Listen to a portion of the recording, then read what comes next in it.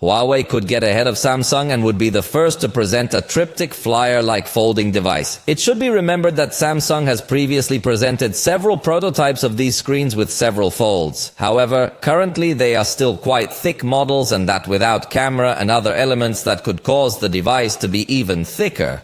However, Huawei has already shown several advances by making its foldable devices extremely thin and quite resistant by integrating with Kunlun glass. Therefore, we could be in front of a good opportunity for Huawei to continue to show muscle and be able to present this triptych flyer-like device. The TrendForce media has quoted several industry insiders as saying that Huawei is going to present this device before March 2024. On the other hand, Ross Young had anticipated that Huawei would present a triptych cell phone before the end of this year.